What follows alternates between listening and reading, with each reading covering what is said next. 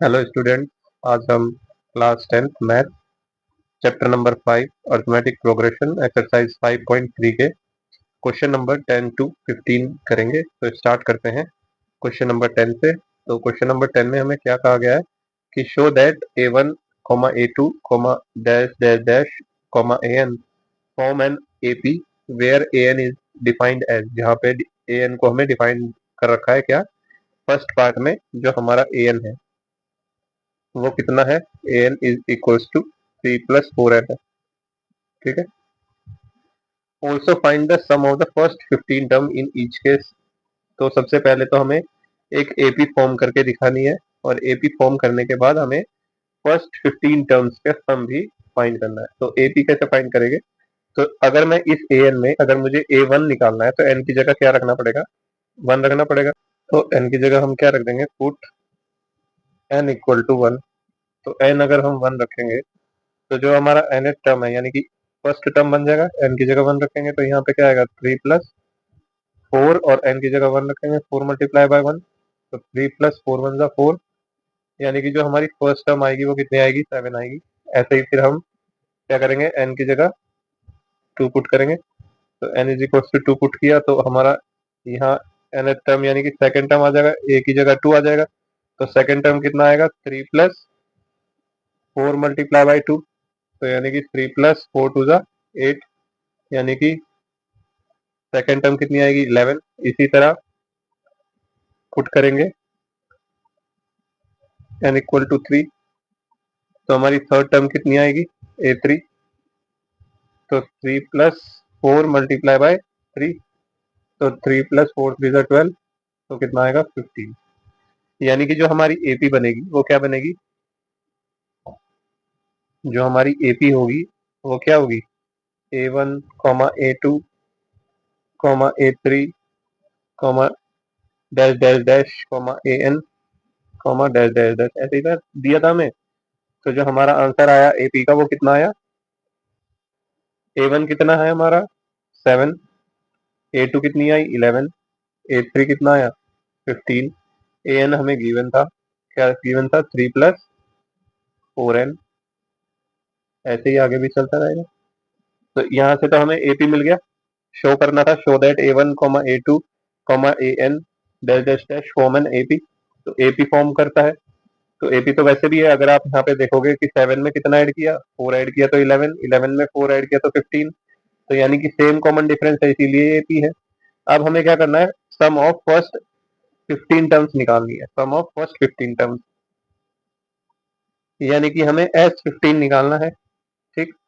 अब आप मुझे बताओ कि यहाँ पे अगर हमें S15 निकालना है और A की वैल्यू हमारे पास कितनी है, A की वैल्यू 7 है, D की वैल्यू कितनी है, second term minus first term.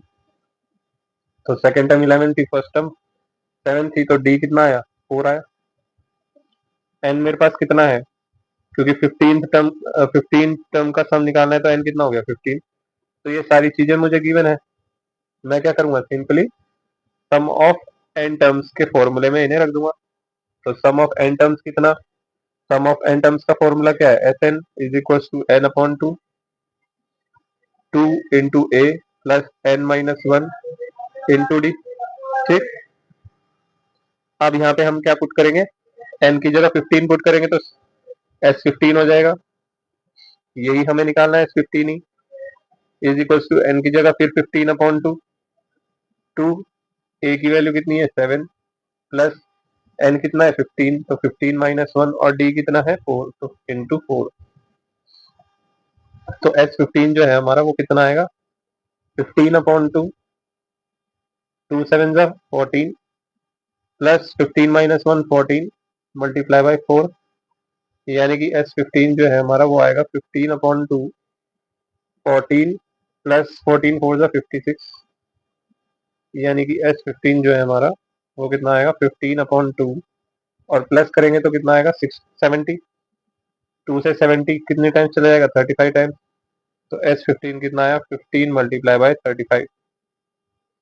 अब इसका आंसर कितना आएगा, 15 5 75, 7, और 15 3 45 प्लस 7 52, 45 प्लस 7 52। तो यानी कि इसका आंसर हमारे पास क्या आया, सम ऑफ फर्स्ट 15 टर्म्स कितनी आई, 525।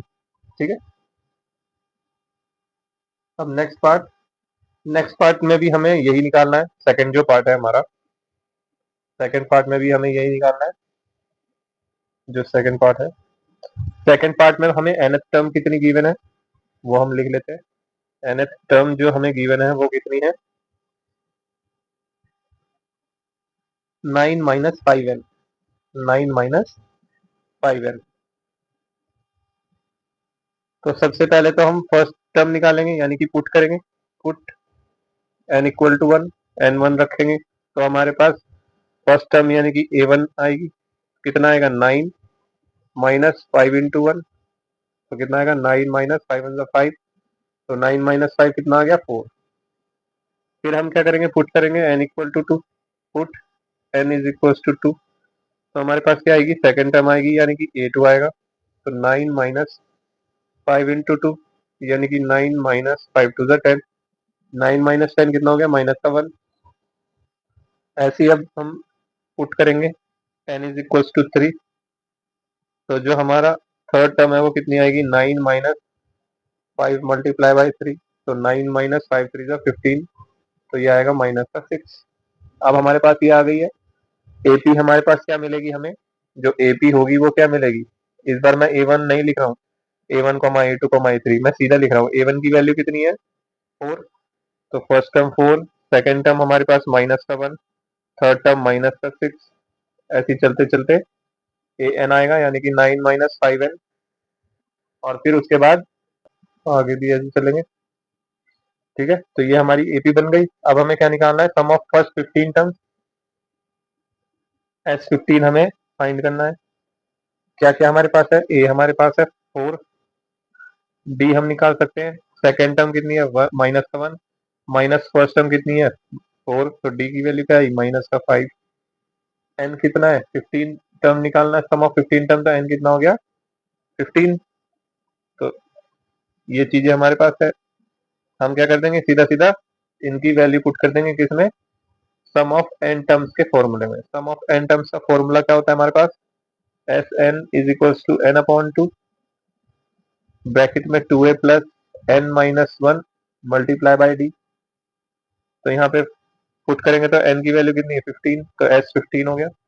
यहाँ पे भी n 15 अपॉन 2, 2a की वैल्यू 4 प्लस n की वैल्यू फिर 15 माइनस 1 और d की वैल्यू कितनी है, माइनस का 5।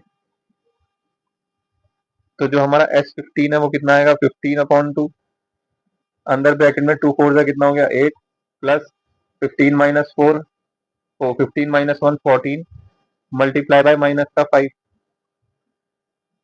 तो s15 कितना आया, 15 अपॉन 2, 8 प्लस माइनस माइनस 14 5 जा 70। तो s15 हमारे पास कितना आया, 15 अपॉन 2 मल्टीप्लाई बाई ये कितना आएगा, माइनस का 62। 8 में से माइनस 72 गया तो माइनस का 62 आया, 70 गया।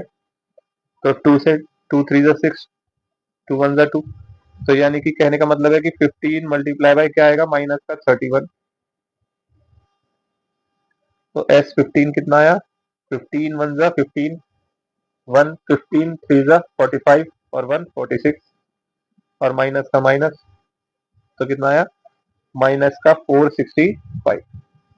ये हमारा आंसर है। नेक्स्ट क्वेश्चन, 11th क्वेश्चन में क्या कहा है, if the sum of first n terms of an AP is, यानी कि हमें सम दे रखा है। सम ऑफ एन टर्म्स हमें दे रखा है कितना, 4n माइनस का n स्क्वायर। ठीक है, what is the first term. First term क्या होगी, फर्स्ट टर्म क्या है, s1। तो हम सिंपली अगर यहाँ पे n की जगह 1 रख दे तो हमारे पास s1 आ जाएगा, यानी कि फर्स्ट टर्म आ जाएगी। तो हम बोलेंगे कि पुट कर दो, put n is equal to 1, n1 रख दो। तो s1 की वैल्यू कितनी आ जाएगी, यहाँ s और n की जगह 1 रखा तो s1। तो कितना आ जाएगा, 4n की जगह 1 माइनस 1 का स्क्वायर। तो s1 कितना आएगा, 4 1 जा 4 और माइनस 1 का स्क्वायर कितना हो गया 1, यानी कि s1 की वैल्यू कितनी आ गई 3। s1 कितना आ गया 3। तो ये तो हमारा सबसे पहले आंसर आ गया। फिर उसके बाद क्या कहा है कि what is the sum of first two term, यानी कि हमें फर्स्ट टू टर्म का सम निकालना है। तो हम सिंपली क्या कर देंगे, एन की जगह 2 रख देंगे। Put n is equals to 2, n की जगह अगर 2 रख दूं मैं तो फर्स्ट टू टर्म का सम निकल जाएगा। तो यानी कि जो हमारे पास आएगा वो क्या आएगा, S2। किस में रख रहे हैं, रेड वाले में रख रहे हैं, याद रखना एन की जगह क्या रख रहे हैं 2, तो S2 हो गया। इधर equal to 4 multiply by 2, n की जगह 2 और माइनस का 2 का स्क्वायर, तो 4 टू जा कितना हो गया 8, माइनस 2 टू जा 4। तो यानी कि यहां से भी S2 की वैल्यू क्या आई, S2 की वैल्यू आई 4। यानी कि फर्स्ट टू टर्म्स की जो सम है वो कितना है, 4 है। इतना निकलने के बाद आगे क्या बोला है, what is the second term.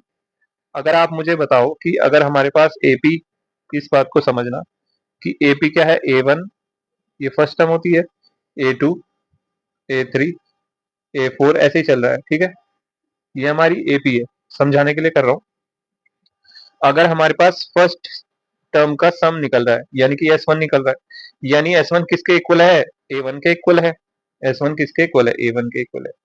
जब हम फर्स्ट टू टर्म का सम निकाल रहे हैं तो वहां से S2 जो आएगा वो क्या है, A1 प्लस A2 है। या फिर आप इसे समझने के लिए लिख लो कि जो हमारा S1 होता है वो किसके इक्वल होता है, A1 के, क्योंकि सम ऑफ फर्स्ट टर्म का सम क्या है, A1 ही है। तो S1 कितना हुआ, A1 हुआ।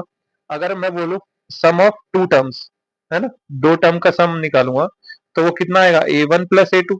पहली दो टर्म का सम ही तो आएगा S2। बताओ इतना समझ आया कि S1 क्या होता है, A1, और S2 क्या होता है, sum of first to terms. और फर्स्ट टू टर्म क्या है, A1 और A2, तो इन दोनों का सम कर देंगे S2 आ जाएगा। और S1 क्या होता है, फर्स्ट टर्म। ठीक। अगर हमें सेकंड टर्म निकालनी है यानी कि A2 निकालना है तो सिंपली मैं क्या कर सकता हूँ, S2 में से S1 माइनस कर सकता हूँ। आप ये कहो कि मैंने अगर S2 में से S1 माइनस कर दिया तो S2 था क्या, S2 की वैल्यू क्या थी, A1 प्लस A2 थी, और माइनस का साइन माइनस, और S1 कितना था, A1। अब A1 प्लस का और A1 माइनस का क्या हो जाएगा, कैंसिल हो जाएगा, बचेगा क्या, A2।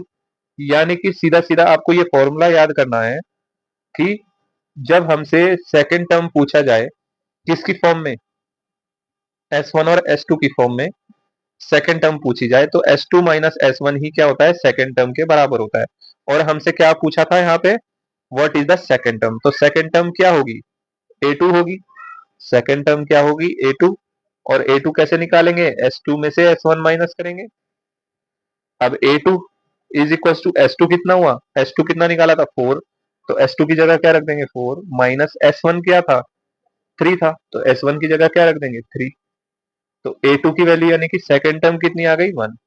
ठीक है, ये समझ आया आपको।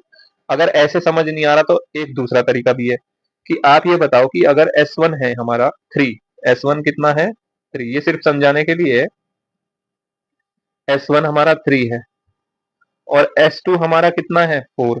S2 हमारा कितना है, 4, यानी कि पहले दो टर्म्स का सम कितना आ रहा है, 4 आ रहा है। पहले दो टर्म्स का सम कितना आ रहा है, 4 आ रहा है। तो ये 4 कब आया होगा, जब सेकंड टर्म हमारी 1 हुई होगी, जब तो 3 प्लस 1 4 आया होगा। ठीक है, इसी तरीके से समझो कि जब हमारा जो S1 था, S1 क्या होता है, A1 होता है, S1 की वैल्यू 3 हो गई। और S2 क्या होता है, फर्स्ट टर्म और सेकंड टर्म का सम होता है। तो पहली टर्म तो 3 है, तो 3 में क्या ऐड किया जाए कि 4 हो जाए, तो 1 ऐड करें। और तो इससे हमें क्या पता चला कि जो हमारी सेकंड टर्म है वो कितनी है, 1 है। ठीक है, ऐसे भी आप कर सकते हो। फिर आगे क्या पूछा है, similarly find the third and the tenth. हमें तीन टर्म और निकालनी है, एक तो थर्ड टर्म निकालनी है, टेंथ टर्म निकालनी है और nth टर्म निकालनी है। तो जब हमारे पास A1 की वैल्यू आ गई है, ठीक, A1 मतलब कि A की वैल्यू कितनी है, 4 है, 4। A1 की वैल्यू कितनी थी, 3, क्योंकि A1 S1 के बराबर होता है। तो A1 की वैल्यू कितनी आई, 3 आई, यानी कि A हमारा 3 हो गया। D हमारा क्या होगा, D सेकंड टर्म क्या थी, 1। और फर्स्ट टर्म क्या थी, फर्स्ट टर्म क्या थी, 3। तो फर्स्ट टर्म में से सेकंड टर्म माइनस करेंगे तो D कितना आएगा, माइनस का 2। D कितना आएगा, माइनस का 2। जब हमारे पास A और D की वैल्यू है तो क्या हम थर्ड टर्म नहीं निकाल सकते, क्योंकि हमें तीन और टर्म्स निकालनी है। कौन कौन सी टर्म निकालनी है, एक तो हमें थर्ड टर्म निकालनी है, ठीक, एक हमें टेंथ टर्म निकालनी है। ये दोनों के साथ साथ हमें nth टर्म भी निकालनी है, यानी an भी निकालना है। तो ए और डी आ गया, तो हम ये सारी टर्म्स निकाल सकते हैं। अब A3 क्या होता है, थर्ड टर्म क्या होता है, ए और डी के फॉर्म में क्या लिखते हैं, A+2D लिखते हैं। ठीक, तो थर्ड टर्म जो हमारी आएगी, ए की वैल्यू रख दो 3 + 2, डी की वैल्यू रख दो -2। तो यानी कि A3 मेरे पास कितना आया, 3 - 2 × 4, यानी कि थर्ड टर्म कितनी आई, -1। ठीक, ऐसे ही मुझे क्या निकालना है, 10th टर्म निकालनी है। तो A10 क्या होगा, A+9D होगा। ए और डी के फॉर्म में A+9D होगा। तो 10th टर्म कितनी आएगी, ए की वैल्यू कितनी है 3 + 9 और डी की वैल्यू कितनी है -2। तो A10 कितना आ जाएगा 3 और माइनस प्लस माइनस 9 × 18। तो A10 कितना आ गया, -15। 10th टर्म आ गई। अब हमें क्या निकालना है, एन। एन क्या होता है, एन का फॉर्मूला आपने पढ़ा ही है, ए और डी के फॉर्म में A+n - 1 × d। अब क्या करो, अब यहाँ ए की वैल्यू रख दो, ए कितना है 3 + n - 1 और डी की वैल्यू कितनी है -2। तो 3 + -2 × n, तो -2n, माइनस माइनस प्लस, तो 2 × 1 = 2, तो +2। तो 2 + 3 तो कितना आया 5, प्लस माइनस माइनस, तो -2n, यानी कि जो हमारी nth टर्म है वो कितनी आएगी, 5 - 2n। तो ये हमारे आंसर है। हमें क्या निकालना था, an निकालना था, A10 निकालना था, A3 निकालना था। ठीक, और हमें सेकंड टर्म निकालनी थी, और हमें S1 और S2 निकालना था, S1 और S2 भी निकालना था। ये हमारे सारे आंसर हैं। ठीक है, तो इस तरीके से इस क्वेश्चन को करेंगे। नेक्स्ट क्वेश्चन में हमें क्या निकालना है, find the sum of the first 40 positive integer divisible by 6।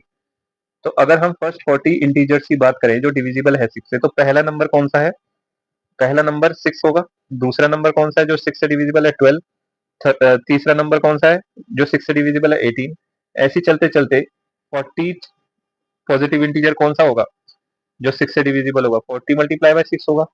क्योंकि जो पहला इंटीजर था वो क्या था, 6 × 1 था, दूसरा 6 × 2 था, तीसरा 6 × 3 था।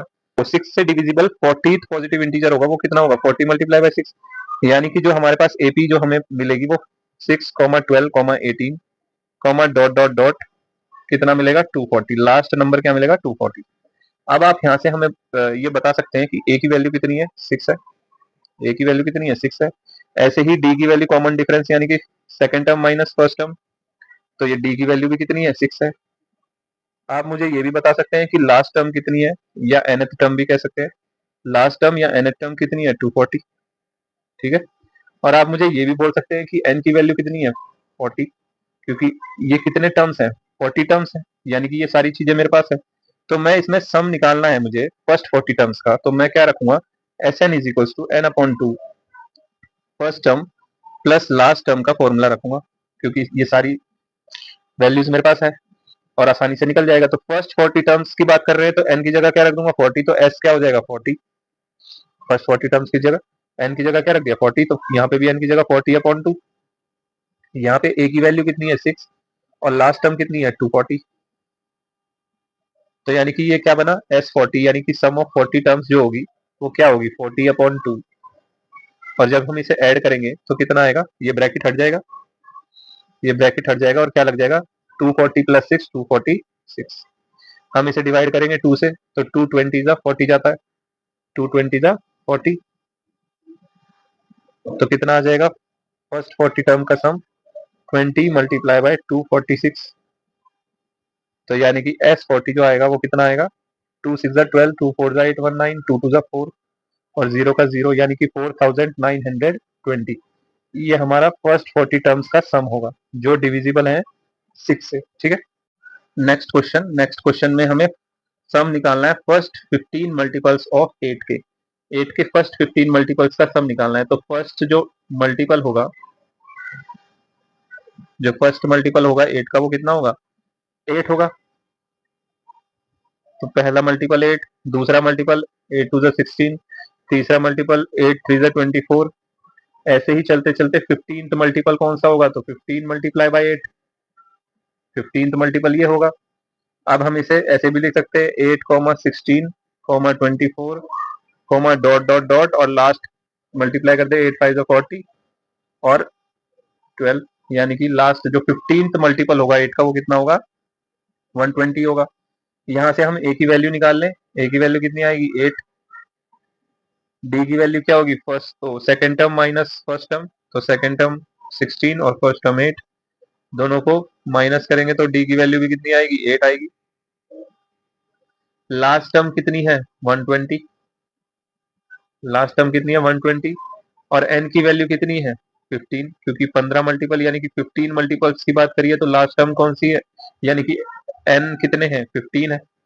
तो अब हमें सम निकालना है फर्स्ट 15 मल्टीपल्स का, तो हम कौन सा फॉर्मूला रखेंगे, S n is equal to n upon 2 first term plus last term का फॉर्मूला रखेंगे। ठीक, तो क्या आएगा देखो, एस एन की जगह क्या हो जाएगा 15, क्योंकि सम ऑफ 15 टर्म्स निकालना है, तो एन की जगह 15 अपॉन 2, ए कितना है 8 और एल कितना है 120,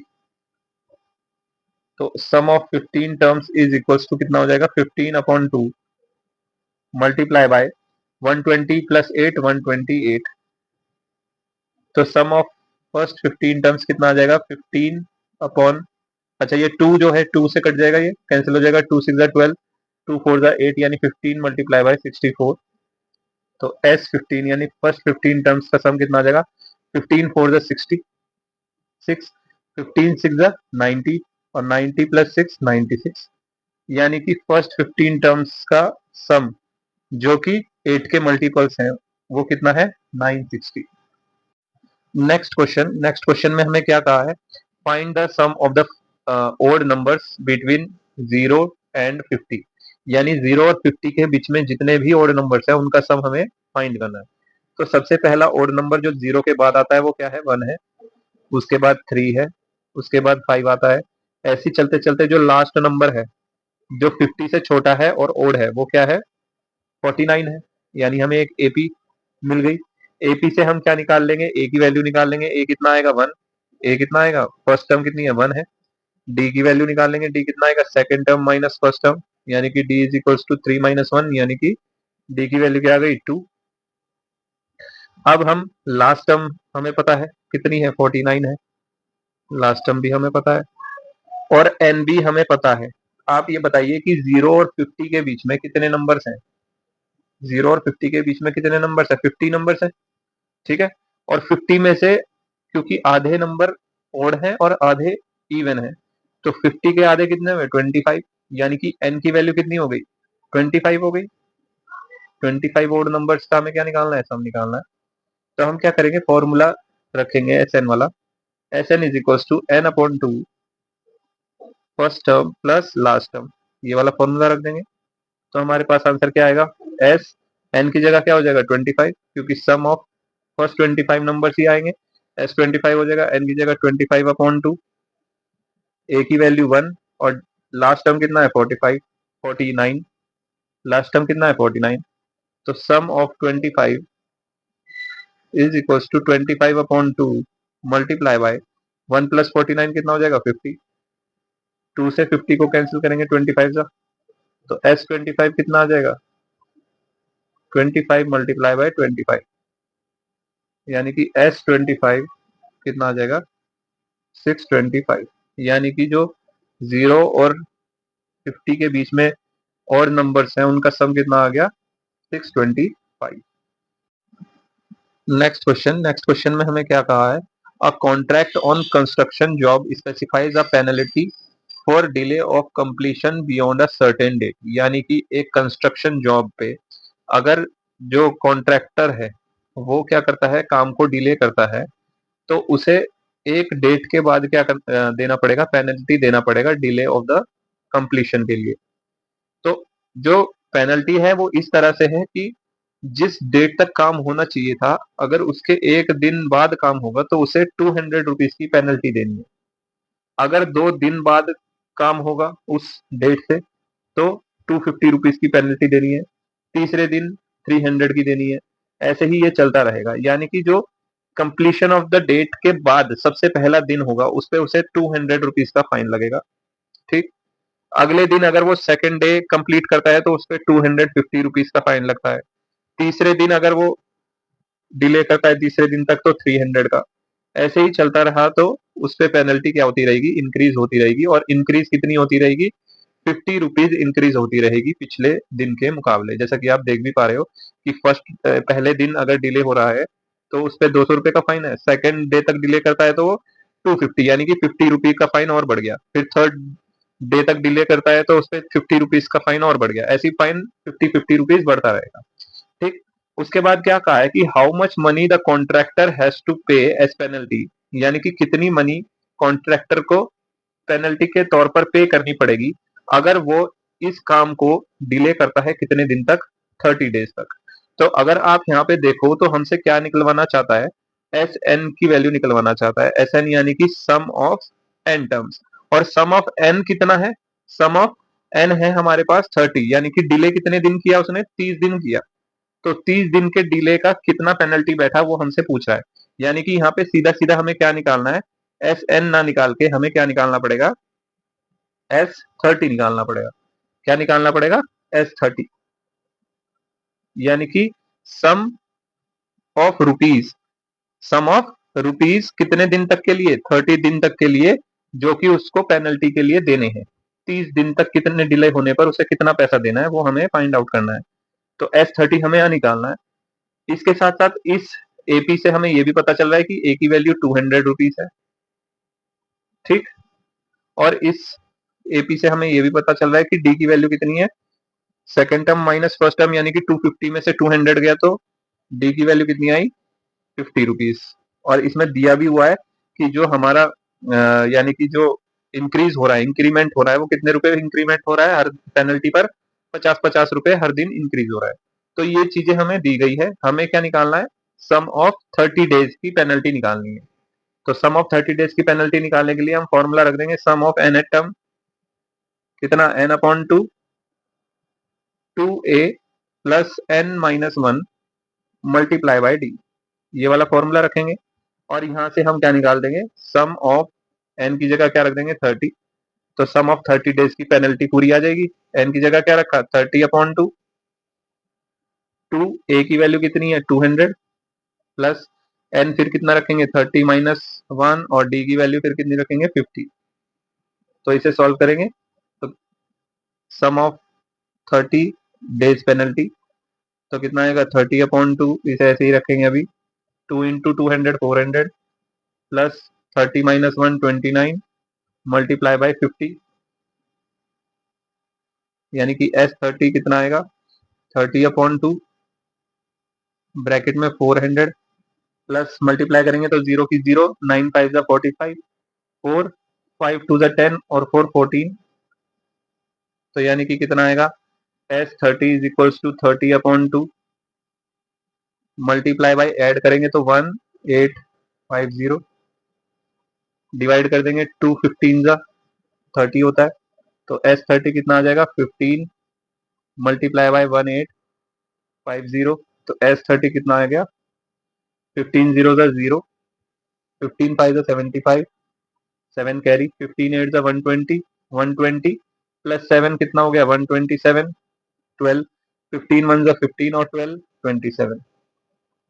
यानी कि उसे 30 डे डिले करने पर वो कितनी पेनल्टी देगा, 27,750 रुपीज की पेनल्टी वो देगा। ये आप इसमें सेंटेंस में भी लिख देना।